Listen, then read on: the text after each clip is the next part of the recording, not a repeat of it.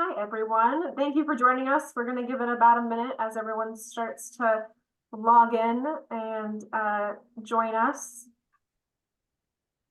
You want to put in the chat where you are joining us from. It's one of my favorite things to hear when we're in these webinar sessions is where you are located at and where you're joining us from, because I am sure we have people from all over the country, all over the world, as UChicago's alumni community is everywhere.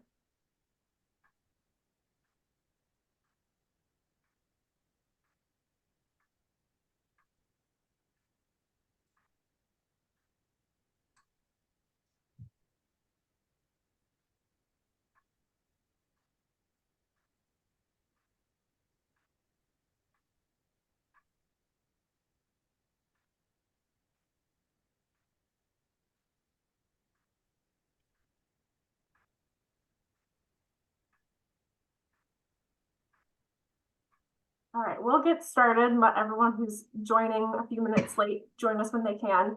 I want to say first off, thank you all for joining us and being here with us today. We're kicking off not just the first space talk of 2024 of the year, but also the start of a month-long series that we are calling Networking in the New Year here at UChicago Alumni, a month that's going to feature a bunch of different events on different industries and communities across UChicago to build our industry networking. You probably have heard of our regional networking communities or our affinity and identity communities. We are hoping to build some of those, like the Space Network, in our different industries and career paths. So the first thing I'm going to do is pop in the chat my email address. If you are interested in learning a little bit more or participating a little bit more in any of that, please shoot me an email. I love to talk about it and love to talk to you all.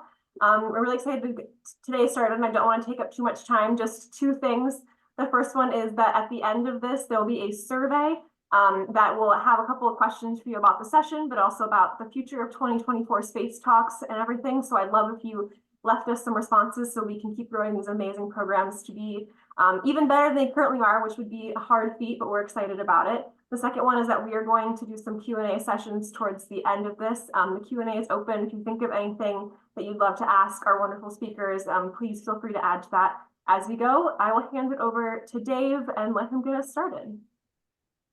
Hey, thank you, Natalie. Hi, everybody. Happy New Year.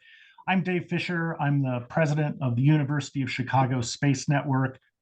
Welcome to the first Space Talk of 2024 as we begin our fourth year as an alumni organization. We're an alumni community. We connect University of Chicago students, alumni, and others who are interested in space, both the business and the scientific side of space, to advance learning and networking, career development, guidance, business development, mentoring, funding, and technology collaboration. These monthly space talks are conversations with people who are making an impact in space, and they're open to everyone. I think that's something I really want to stress. These are for alumni and friends and current students. To be a friend, you say you're a friend, you sign up, and this is meant to be a resource for the entire space community. And so please feel free to share links to this with your networks, with your friends, with your colleagues, if you think there would be some interest here for them as well. If you would like to engage more deeply with our network, please join our LinkedIn group, and you'll be able to stay up to date with our activities. We'll post the link for that in the chat as well during today's program. So thank you again for being here. I will now pass it over to Gaurav Kumar. He's our VP for Communications. He will MC today's talk. Thank you very much for being here.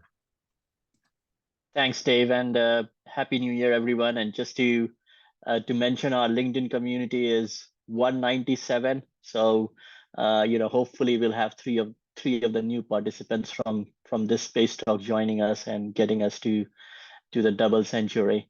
And we are glad to start our space talk series for this year with Austin Link, who co-founded Starfish together with his friend Trevor Bennett in 2019. So entering the fifth year, amazing. Starfish mission is to give life to on-orbit services to enable humanity's expansion into space. And at Starfish, Austin is part of a team developing Otter, which is a servicing satellite, which for the first time will enable affordable and available satellite life extension and space debris removal. And we'll talk a lot about that during this talk. The team at Starfish has got contracts with NASA, the Space Force, the Air Force, and the DIU. They have also raised over $20 million in venture capital. The team's first rendezvous proximity operations and docking capable satellite, the Autopub, was launched in June 2023 in only 20 months and less than $10 million of capex. Prior to Starfish, Austin worked as an engineer at Blue Origin and Lockheed Martin, focusing mostly on space system architecture. He's from Iowa and has degrees from Purdue and Stanford. So welcome, Austin, and thanks a lot for taking time. Rob, thank you for having me. It's a pleasure to be here and talk with everybody. Fantastic. And we also have got our Chicago booth final year student, Dylan Volant, who has interned at Starfish last year. And, given this is a career month, we thought it will be good to get Dylan's perspectives from the internship and share that with the community. So thanks, Dylan, for taking time and joining us today. Of course. Thanks, Gaurav. Perfect. So Austin, generally we start these space talks by talking about you, your background, the decisions you have made to get to where you are today, your passion in space, your passion in entrepreneurship. So, if we can get started, I know you have got some slides prepared. Please feel free to share those and talk to us about that. Yeah, I'll throw a couple up here. I think. Oh, let me get this figured out.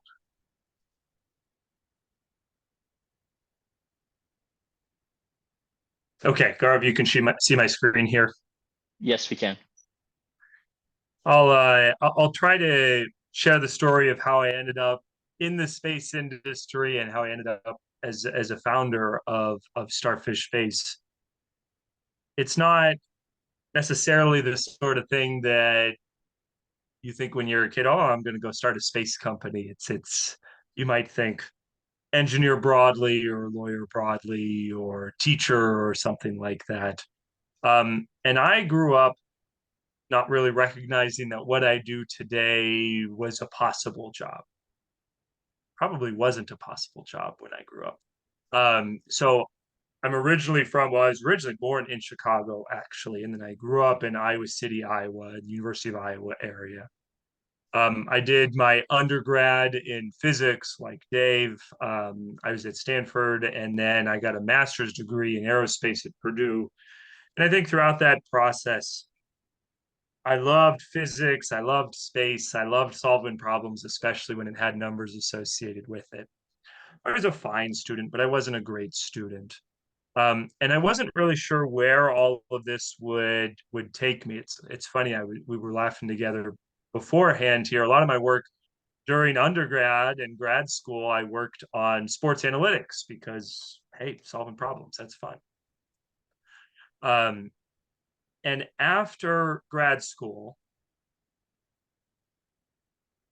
I decided I wanted to use aerospace engineering skills that I built up and go on and work in aerospace. And I remember that as a relatively pivotal moment. There was a decision around which job offer do I want to take coming out of grad school. And one was kind of a finance, Wall Street type job, and definitely would have paid me more than Lockheed Martin was planning to. And then Lockheed Martin was down in Huntsville, Alabama, a state where I didn't know anybody, and I didn't even remember applying to this specific program. But I said, hey, what I want to do is work on space systems. And I think through that, help push the frontiers of what humans are capable of doing as we go out in the universe. And I'm going to go to Lockheed because I think that's the best step to start working on space systems. And I worked there for a couple of years. And this is the picture of me on my first day as a professional at Lockheed Martin that they took. After a couple of years at Lockheed, I reached out to Blue Origin, as I had many times before, and they'd said no many times before. But this time, for whatever reason, they said, you know what, we think we actually got the spot for you. And I moved to Seattle. who work at Blue Origin, which is Jeff Bezos's space company, mostly rocket company. And I started when the company was right around 500 people, and we were just launching and landing rockets for the first time. And today, I mean, today it's a company that's larger than 10,000 folks, and so it was really nice to kind of be in on the ground floor. And I really enjoyed my time working there. I worked there for several years. I got to work on really interesting problems. I never imagined that I would do startups. Went to school in the Bay Area around the iPhone time. Everybody around me was starting some app company, to the point where it kind of became an ongoing joke. You would make memes about people and their startups that they were starting over the summer.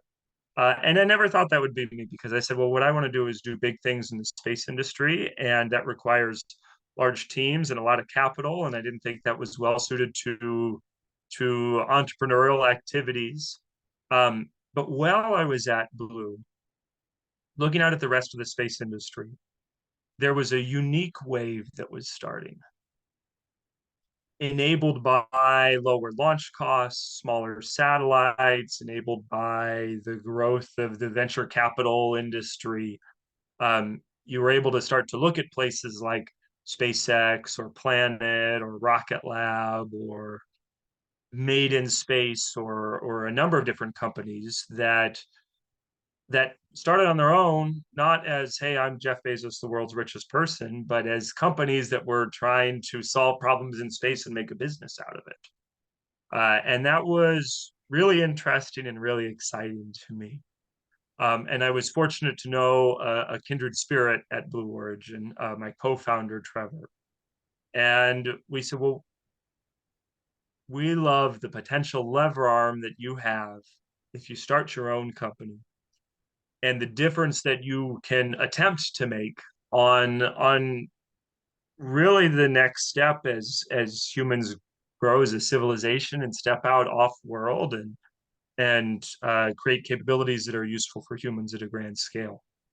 And that was really exciting to me. And so Trevor and I brainstormed a whole bunch of ideas, and like engineers, did a lot of math on, are we comfortable doing this? Do we think this is something that we can really do? Do we think there's really a potential business that's worth pursuing here? And in the end decided, you know what, we think there is. And in late 2019, we took the leap and we left our jobs at Blue Origin, and we started Starfish Space. Just Austin and Trevor, a couple of engineers sitting in the public library here in the Northwestern Washington. And that was a step that led us to where we are today. And I'm sure Gaurav will talk a lot more about the journey and some of the thinking that went into it. But just to give folks an overview on what is Starfish Space, we're still located in Tukwila, Washington. It's a suburb just south of Seattle. We're building a satellite that we call the Otter. And the initial markets we're targeting with that are extending the life of satellites in geostationary orbits. So think somebody like DirecTV. We help them hang out in their orbit longer than they otherwise would be able to, and also disposing of space debris in low Earth orbit. So grab a satellite, drag it down into Earth's atmosphere so that it doesn't become a cannonball that's threatening all the other satellites that we're putting up in space. This is part of a market that's really emerging and growing. And through that, we've been fortunate to be able to win contracts with NASA, the Space Force, the Air Force, the Defense Innovation Unit. We've raised a chunk of venture capital. We're closing in on 50 folks full-time. I think we're a couple weeks away from our 50th person starting full-time, which is really exciting. That means we've basically been doubling every year. And we currently have a demonstration satellite in space, the Otter Pup. Not everything went according to plan with the Otter Pup mission, but enough has gone according to plan that we're able to get a lot of value out of it. And that's been really exciting. And it's just exciting to be at the stage that we're at as a company, where we have a satellite in space and we have a lot of potential. It's probably worth noting also, we don't have a product. We lose money every year on purpose because we're investing it in our future. And so there's a long way to us really becoming a successful and sustainable business. There's a lot of work ahead. Perfect. Rob, how's that for an overview? That is very good. Thanks a lot. Do you want to talk about the how did you come up with the name Starfish? Yeah, well, this is one of my great lessons. When you start a company, you don't just pick a name, but you need to write down a good story for why you picked the name, because you're going to get asked all along the way. I think as Trevor and I thought about, well, why do we want to go out into space? There's a couple things that connected for us. One is the fascination that we feel we and people generally have with what's above us and around us and what's our place in the universe. And I think the journey of exploration and discovery there is really unique as we go beyond Earth's surface. But the other is, well, we feel it's really important to provide value to people here on Earth and life here on Earth, and especially in choosing to pursue our goals as a business, it needs to be something that is worthwhile and provides enough value to people that they're willing to pay us so we can keep doing it. And we thought that the starfish as an animal was maybe uniquely representative of that. That it's fascinating to me that some thousands of years ago, a human looked down at this creature in the sea and says, boy, this animal looks just like those big burning balls of gas that are up in the sky. And connected those two together and connected what they see above them in the universe with the life around them here on Earth. And I hope that as Starfish Space, we can play a little role in doing the same. Thanks, Austin. That's a very, very thoughtful and insightful story behind the name. Well, everybody asks it, so you have to get a good one at the end. And for the audience, I just wanted to mention that we'll spend the next around 30 minutes talking to Austin about Starfish, the business and the learnings. Towards the end, we'll speak about the career guidance, and we'll also like to get some insights from Dylan at that point. And the last 15 minutes we'll devote to Q&A. If you have questions you would like to ask during the talk, please type them in the chat. Otherwise, please raise your hand and we can also invite you to ask the question. So Austin, on your last slide, you also had the $14 billion market. Can you talk a bit about the market and how are you attaching that value to the market? Yeah, there's a few different ways to value the market. One, you can just go to outside industry reports and say, here's what some independent person has projected for the market size and lean on that a little bit. And then two, you can kind of go bottoms up. You can say, well, there are 500-600 geostationary satellites on orbit. Here's how many would be looking at life extension at any given time, probably a couple hundred, about a third of them. Here's how much folks are willing to pay for a satellite life extension mission. So the price point that's out there on the market is Northrop Grumman is currently being paid $65 million for a mission to extend a single Intelsat satellite. And you can kind of add that up and you go, all right, how many are going on in any given time? How much money would you make off of that in any given year? This is the potential revenue that is available out there on the market. And that will add up an estimate for what the life extension market looks like. And then you can do similar things with satellite disposal in low Earth orbit. How many satellites are there going to be on orbit? How many will reach the end of their lifetimes in a given year? What portion of those can dispose of themselves versus what portion will need somebody else to dispose of them? And what's the revenue that you anticipate being able to get per disposal? And you're always making some assumptions in those. I can't sit here and say, oh, it's definitely $14 billion and not $15 billion. And especially as you project at the future in our world, the satellite disposal market in low Earth orbit, there are ways to project there will be 400,000 satellites in low Earth orbit at the end of the decade. And currently there's on the order of a little under 10,000. And there's also ways to say, well, it's not going to be 400,000, it's going to be 40,000. There's no longer ways to say only 4,000. We've kind of moved past that point. But the assumptions that you make get baked into these models around market projections. And I think the key thing as a company, as Starfish Space, is it we can't get overly anchored around what in detail are these market projections going to be. You could spend forever working on them, and it's not necessarily going to impact the decisions that you're making today as a business. You kind of have to get an order of magnitude of what's it going to be, and you build your business with an underlying assumption that this is at least approximately correct. And if you're wrong, well, your business is going to succeed. And for us, living in the world of being a high capital expense, venture capital investable business, we really need to be pursuing very large markets. And so it's kind of interesting, actually. A challenge for us is that $14 billion market, which looks like a really big number, is frankly on its own sort of borderline in getting venture capital investors excited about that. Sometimes we have to draw the line between, hey, here are our initial markets, but also here is where the things that we're doing right now, the ability to safely go interact with another satellite in space, is not just these initial missions.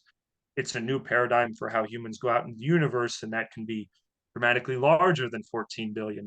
And that's the nature of pursuing venture capital investment, where they're not looking at somebody who's definitely going to double over the next decade. They're looking at somebody who has a 5% chance of being 100x larger 10 years from now. And that happens to be well aligned with the vision that Trevor and I have on, we want to lever arm to try to make a huge difference in space. But means that you have to remember that in the back of your head as you're evaluating all sorts of decisions and thinking about what market you want to pursue and how big that actually is. Yeah, absolutely. I think, yeah, it could be way larger, the way the number of launches which are happening. And as you mentioned, the launch costs are only going down. So, it's only going to create more crowded space in the space. So, which increases the value proposition of your business. There's And only going to be more activity. It's funny, in 2021, when venture capital was just flowing, you could go out and just say, look, space is going to be a huge market. I'm doing cool space stuff. Give me a lot of money. And that kind of worked. And then when you try to fundraise in 2023, it's a very different world. And you have to have a lot more data points anchoring the assumptions that underlie the large market that you want to build for. It's become a more realistic world, which frankly is probably a good thing, to make sure that if we're putting a lot of effort into something, it's something that really is worth putting effort into. absolutely. And maybe we can discuss the fundraising part now, as we are speaking about it. And last few years have been a bit challenging. And when the SPACs have become more difficult, a number of space companies have faced troubles raising capital. Can you talk? Most of the capital you have raised was last year. So can you talk a bit about capital raising in difficult environment, and what were the learnings which you had last year from that experience? Yeah. So for background, Starfish Space has really had 3 funding rounds. We raised a $700,000 pre-seed round in 2020. We raised, which was kind of a few months after the pandemic really hit and the world was still uncertain of what we were going to do. We raised $7.25 million as a seed round in 2021. That was like summer of 2021, so it was before things really got crazy from kind of a valuation and a dollar perspective, but still a pretty frothy market. And then we raised about $14 million in the first quarter of this year as our Series A, and that was really a pretty nasty time to be fundraising. Fundraising is unpleasant no matter when you do it and no matter how frothy the market is. It's interesting because you're actually talking with really interesting people, and I, especially coming from an engineering background, initially had a feeling of like, oh gosh, I'm really trying to sell people on this, and I don't know if I feel comfortable with that. And I've really come to actually be quite comfortable with the thought process of, well, listen, these are people who are interested in putting their money in high potential early stage companies. And frankly, we're a tremendous high potential early stage company. And so they may not choose to invest, but I don't ever feel bad about telling them about our company. I feel, hey, I'm offering you want to invest in companies like us, let me tell you about us. And that's valuable for them. And generally, venture capitalists are very interesting people to talk to, that they have a unique perspective on startups and your industry. And oftentimes you learn a lot. But it's just so many conversations and so much back channeling and so much of the process that and along the way, so much stress and uncertainty for your business and your career that at the beginning of 2023, we were in the midst of our Series A fundraising process. And we did not have runway to make it to the end of 2023. And so if the fundraise worked, then we were off and running and taking the next step as a company. And if we weren't successful in the fundraise, then I and 30 other people would not have jobs anymore. And all the effort that Trevor and I had put into the company would kind of fall apart. There wouldn't be anything that came of it, which is fine. You have to recognize when you start, especially a company like ours, that there is the most likely outcome is that you run out of money and fail. But it still makes for a really stressful time as you're trying to do the fundraising. That's something that's true across both fundraising process, or across all of our fundraising processes. Another thing that I think is true across all of the fundraising processes is that you should really run a good process. You should have a database documenting all the investors you want to talk with. You should have a database documenting all the conversations you've had. You should have a clear pitch deck, a clear data room, a clear set of bullet points that you're emailing ahead of time. You should find warm introductions to every single one of the investors that you want to reach out to. After you've had a good conversation, you should find a different warm connection to go say, hey, I heard you talk to so-and-so. They're really, Starfish is a really cool company. You should really look at them. And you just kind of have to run a process and play the numbers and tell people about the company that you're building. And if you're fortunate, you'll find somebody who says, you know what, that is really a worthwhile company to be building, and I want to invest some money in it. And we've been fortunate that at least so far that's been the case when we've gone out to seek funding. Perfect. Thanks, Austin. Do you want to add something? Well, I'll just say the other thing you asked is, hey, what are kind of the differences in a world in which it's more difficult?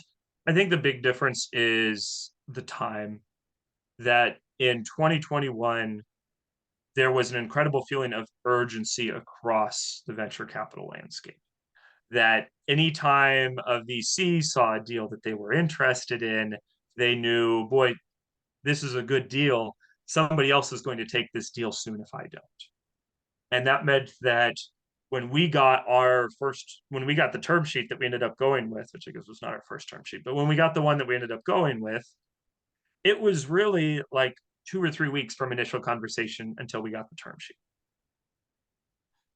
In our Series A round, nobody felt that urgency. Everybody felt, hey, no one's really investing right now, so I can take all the time I want to get to know this company and decide whether or not I want to make the investment. And we hit a challenging point where there were a lot of people sitting around the table saying, we think we might want to invest, but nobody was putting a term sheet on the table because nobody felt that they wanted to do that.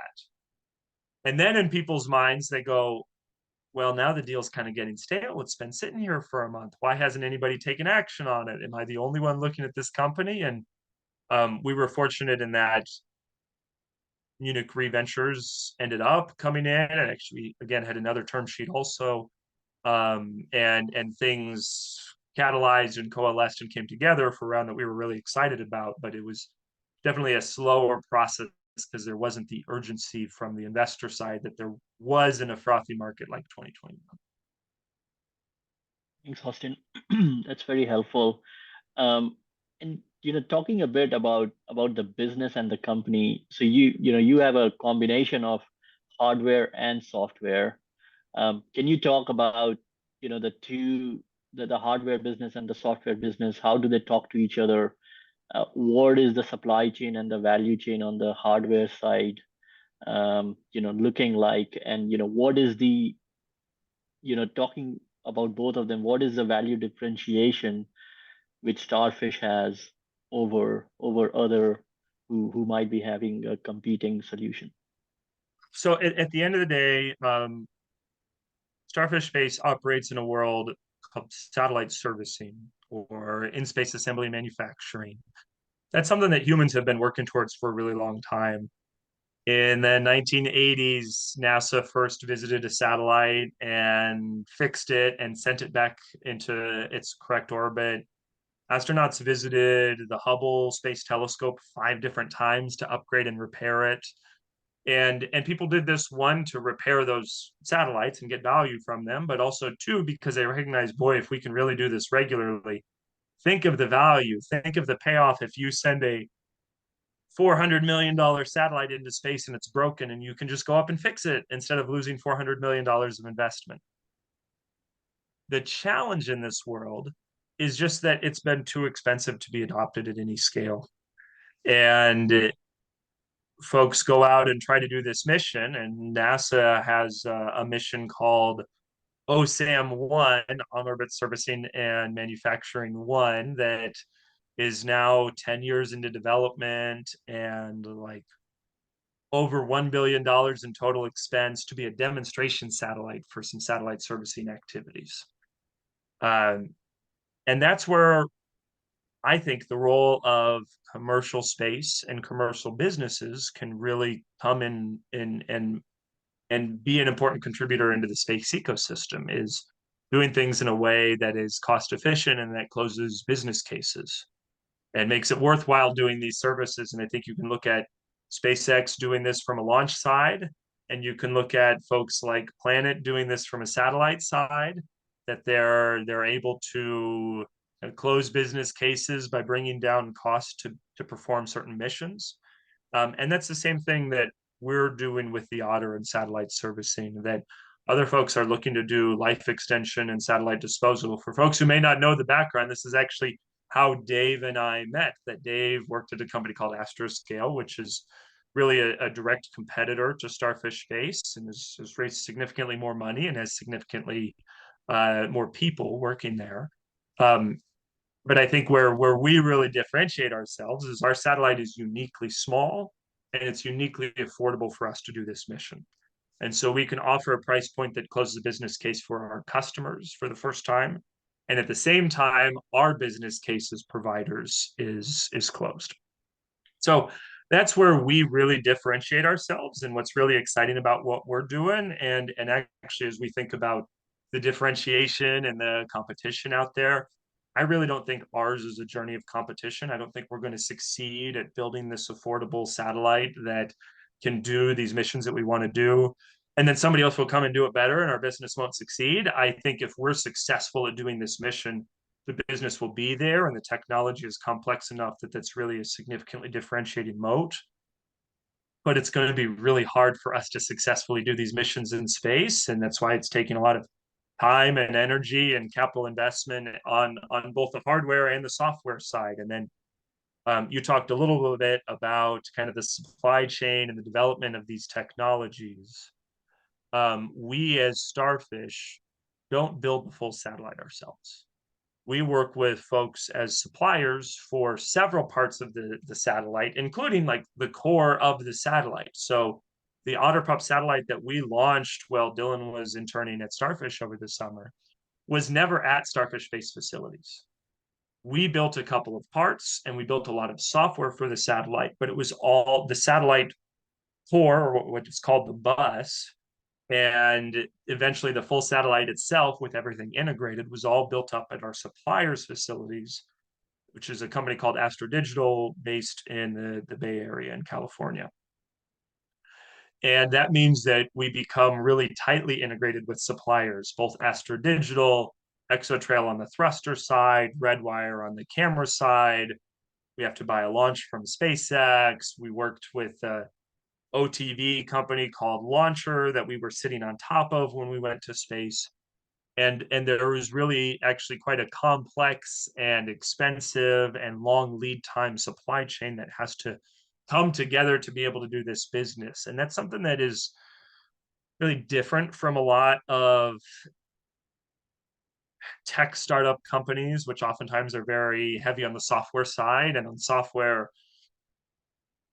you download whatever packages you need and you try to build something and you click go and it doesn't work, and then you fix the bug real quick and you click go again. And it's different when you have to have all these components come together on a timetable. And so for us, it was really took a lot of diligence and regular conversations with suppliers and the timelines and some key pushes at right moments, and having great partners to be able to even just get our satellite to orbit. And we have individual technologies that we're developing on both the software and the hardware side, and we have great folks, and we have to kind of clearly define what is it that these technologies need to be able to do for a specific mission. But it's funny, in some ways, as you're thinking programmatically about your supply chain, the things that you can do in-house are generally not the most stressing components, because in-house, when you need to, you can move fast. And it's hard to get an outside supplier to move fast in that same way for you. Yeah, thanks, Austin. And I'm sure the commercial structures with all these different parties in the ecosystem must be also very complex. And it must have taken a lot of effort to negotiate all those different agreements. I'm not sure if there are precedents in a lot of those, but yeah, it must be very, very complicated. It is complicated. It's also interesting that you can spend a lot of time negotiating contracts, but at the end of the day, a piece of paper that says somebody is going to be able to do something doesn't mean that they can actually do something. And you can spend a lot of time really diving into the contracts and trying to lay everything out and trying to go back and forth. But the suppliers that we've worked best with, it's not because we have a contract in place that clearly defines everything. It's because you know that you have each other's backs and you both care about this mission. And we have a supplier where something went wrong and it wasn't really in the contract, and they went above and beyond to be able to fix it. And that same supplier at some point later came back and said, hey, I know we gave you a firm fixed price contract, but we had a bunch of costs that overran in this area. Would you be willing to help cover them? And we said, sure. And that's part of being great partners together. And that's way more important than having the piece of paper that defines everything, at least in our experience. Oh, thanks for sharing that perspective. Yeah, makes a lot of sense, especially in the new industries and new markets, which space today is. Austin, one more question. You mentioned initially, about the Autopup launch and the challenges which you have faced. Do you mind talking a bit about that and the learnings for the company, for you and the team from those challenges, and which can be leveraged by others on the audience? Yeah, so we sent up a satellite called the Autopup in June of this past year, 2023. And this satellite, for reference, it's about the size of a microwave. It weighed 40 kilograms roughly, so that's pretty dense for a microwave. The goal of the satellite was to attempt to dock with another satellite on orbit.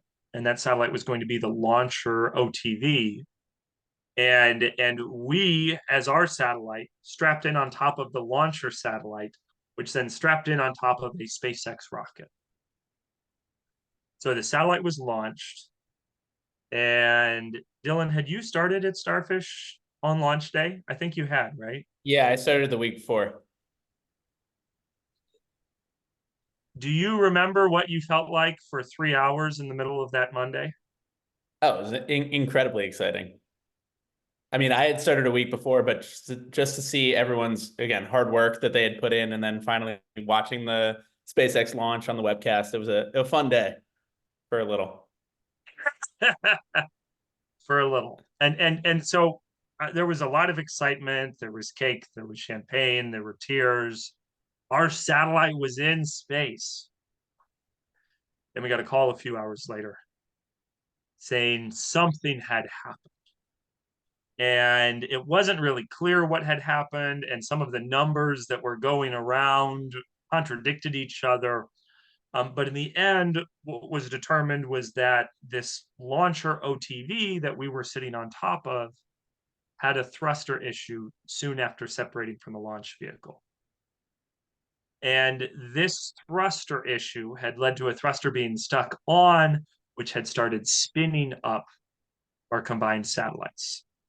And satellites are supposed to spin 1 to 2 degrees per second. The launcher satellite got up to 330 degrees per second for its rotation rate.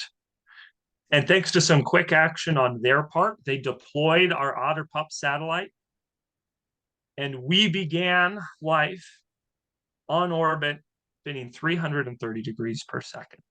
Unsure if we could get in contact. We didn't have any passes booked to be able to talk the satellite because we weren't supposed to separate that early. We didn't know if we could get solar power to keep the satellite alive. Launcher, for example, was not able to, and their satellite died within 24 hours of launch. And it led to a mad scramble. And I remember that Monday where I had been driving home when I got the call, and I got back to my house and I opened the door and I told my wife, I'm going back into work. Don't wait up for me. And right back into the office. And then there were several of us there just on the phone trying to figure out what the heck happened and what we could do and set up anything to give ourselves a chance. And that kicked off what was really a several month journey. And we said, okay, well, we have 4 miracles to try to get to try to get something from this satellite. We have to keep the satellite alive. We have to stop it from spinning. We have to hope that everything on board works after all of this. And we have to get a new mission set up because our docking partner is their satellite's now dead. And so over the course of multiple months, we battled and we were able to keep the satellite. Well, it wasn't fully kept alive. It died twice. It just happened to come back to life both times that it died. And we deployed a series of algorithms to use small magnets that are on board the satellite to push off of Earth's magnetic field in a very carefully timed manner and slowly turn the satellite from rotating 330 degrees per second all the way down to stable. So those were our first 2 miracles. And then we were able to line up an additional mission that was ambitious and would require some challenging activities from our part, but was feasible. And so that was the 3rd miracle.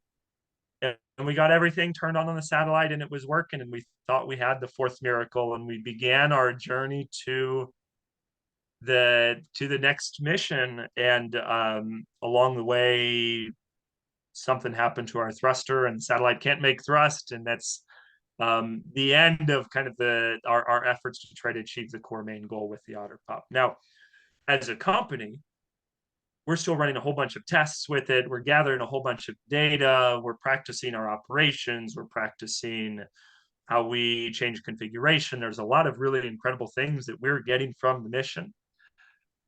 But the Otter Pup on orbit right now is not going to dock with another satellite, and that's a really challenging blow. And it's funny, Gaurav, as we first knew that there were troubles and there were challenges, it was actually weirdly energizing, because despite being demoralizing because it was bad for the business, and despite being demoralizing because you put a whole bunch of effort into it and it wasn't working right, it was really exciting to have a really hard problem in front of you and to get to try to go solve it. That was an awesome feeling. Like, heck yeah, let's go solve this. Let's go give this satellite a shot.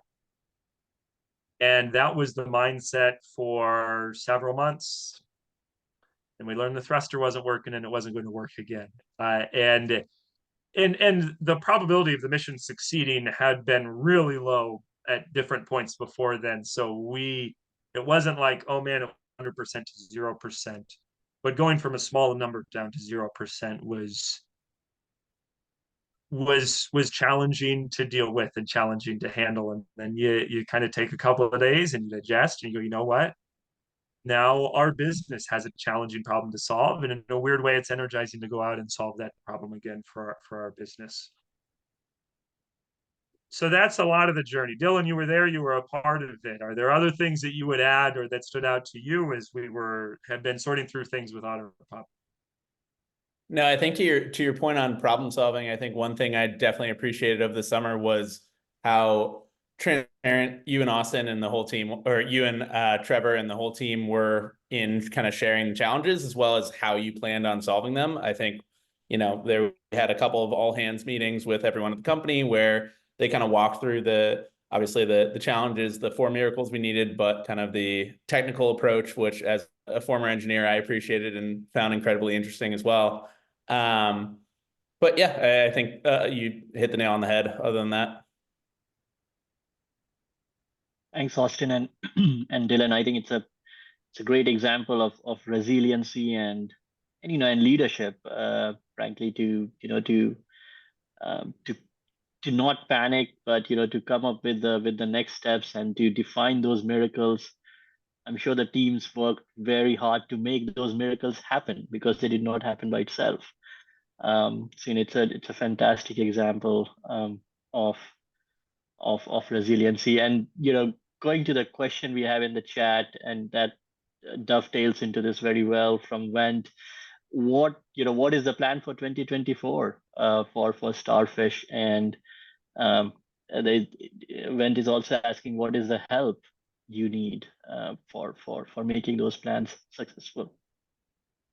So there are a couple of big things for 2024 and for what's next for us.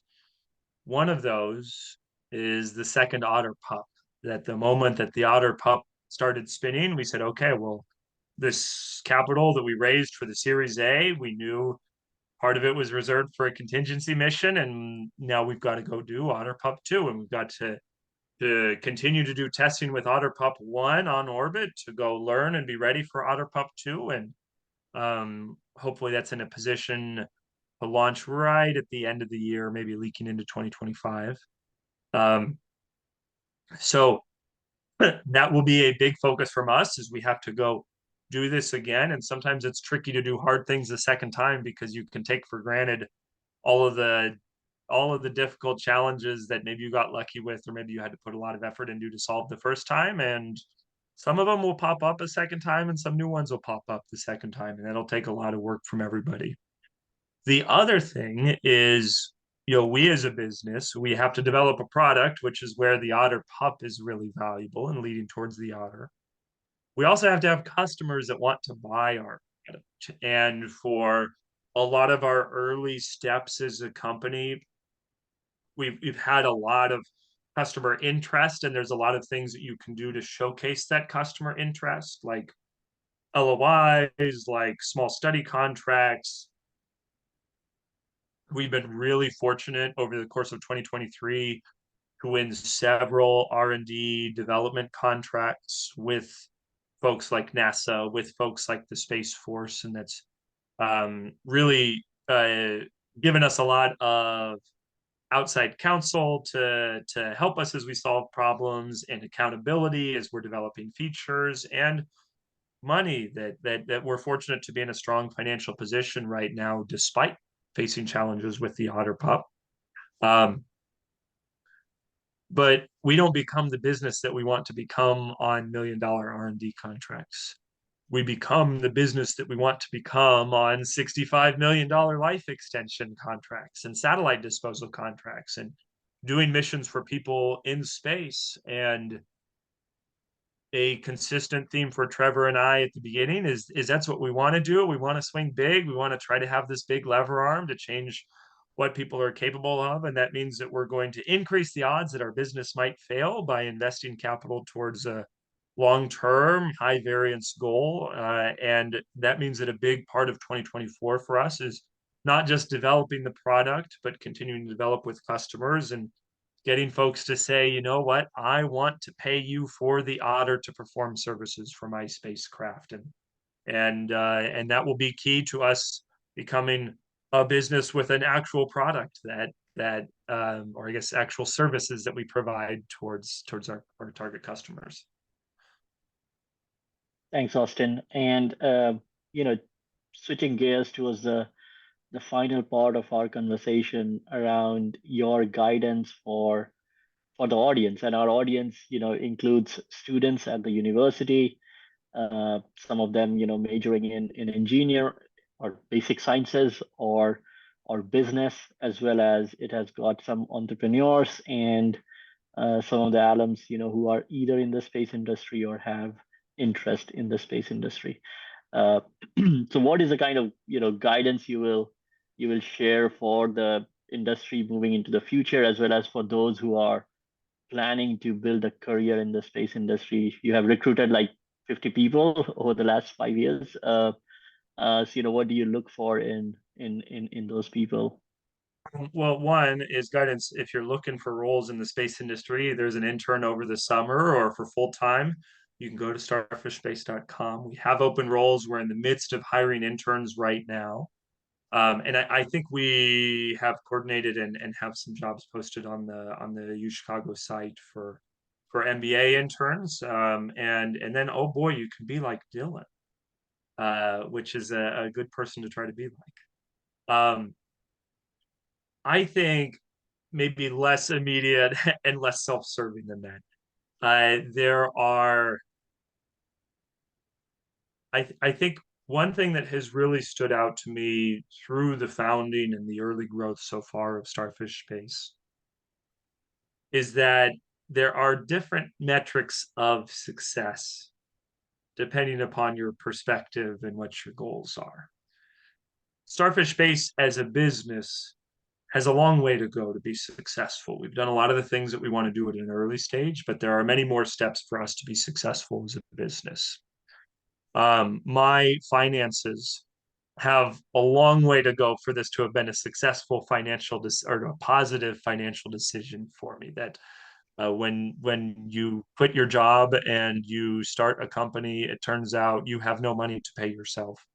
And I'm fortunate to make okay money now, but it's a big hole personally, financially. And there are some chances that there could be really positive financial outcomes for me in the end, but probably not. Most startups don't succeed. But I don't think that either of those are really what success was for me. I think that success for me is about, can I help contribute on the journey of humans as we go out into space? And I think that we've been able to introduce some really unique ideas and develop some really interesting technology, and also develop some people who I hope will continue to make a difference in space. And we still have potential to do a lot more as Starfish. And I also think it was important for me to learn a lot and to go on a personal journey and to live with joy and to work with joy during this process. And I think what stood out most to me about founding a company is there's ups and there's downs, and it's a whole roller coaster, and your success in a kind of broad traditional definition probably won't be there. But it is extraordinarily fulfilling to start something that you're passionate about, to pursue a dream that you're passionate about, to get to do it with extraordinary people, both the people that you start a company with and the people that you hire, and the people on the outside, like Dave, who was a competitor to Starfish, but still took time to give me advice on being a leader and on how we should develop a company. Really, I found the whole process to be extraordinarily fulfilling, and I hope that I hope that everyone gets a chance to pursue that in one way or another. And it doesn't have to be starting a company or being an early stage employee at a company, although I think those can be ways to do it. I think you could do the same thing by starting a community organization, or there's a lot of ways to start something and pursue a dream that you're really passionate about. But I've been so fortunate to do this with Starfish, and I think a part of that is the startup side, and a part of that is the space side, and I really find it incredibly rewarding and find myself incredibly fortunate to get to work on it every day. And so that's, I don't know if that's good advice for anybody, Gaurav, but that's how I felt myself, and I hope that others get to feel the same, especially because there's a lot of extraordinary people in the UChicago Space Network, and there's a lot of extraordinary potential that can come from it. Well, thanks a lot, Austin. I think it was a great perspective, and given the breadth of our audience, it's hard to give advice to a person. So it's great that you chose to talk about how you went about it and how people can learn from that. Dylan, do you have anything to share as a guidance for the booth community? Yeah, I mean, I think, one thing that I took away from the summer, and then just from, recruiting and throughout my MBA as a whole, has been kind of the intellectual curiosity and the ability to just ask questions and network as much as possible. I think one of my things that I value of this summer was the ability to, Starfish being a small enough company, that I was able to talk to everyone at the company and go on a one-on-one, learn about not only people's backgrounds, but what the different engineering teams are working on. I was on the business development team, so I was locked in there, but it was really cool to hear everyone's story, where they came from. Everyone, again, had that entrepreneurial mindset. I don't know the exact number, but there were a sizable portion that had founded companies of their own, or were working on a side hustle, so to speak. So that was really cool. And I think I took a lot from their experiences. So I just, advise everyone to connect with as many people as possible, to learn as much as you can. And I think that has really kind of informed my personal perspective. Thanks a lot, Dylan. We see another question, but Austin, do you have a few more minutes if we go over time? I have time. Yeah. Perfect. So there's a question: are satellite insurance companies interested in investing in your company? You can answer that. I'll say our Series A was led by Munich Reinsurance Ventures. And a lot of corporate venture capital groups have a little bit of a firewall between them and the insurance company very directly. But you can imagine there's a lot of value for an insurance company if they have to cover the losses of a $400 million satellite that doesn't work or has an error for some reason. And if you can fix that and save people $400 million, it's a good deal for a lot of people in the space industry, including the space insurance companies. Thanks, Austin. We don't have any other questions, and we are at top of the hour. Thanks a lot for taking time. I found the session to be very, very insightful. Learned a lot. Thanks for sharing your experience and all the guidance. Very, very helpful. And I'll pass on the mic to Dave. What a pleasure. Thank you guys for having me. Hey, Gaurav, thank you. Austin and Dylan, thank you so much for speaking with us today, kicking off our Space Talk series for 2024. This was really inspiring, and I appreciate that. Everybody should be a fan of Starfish, and I think you're doing really, really cool stuff.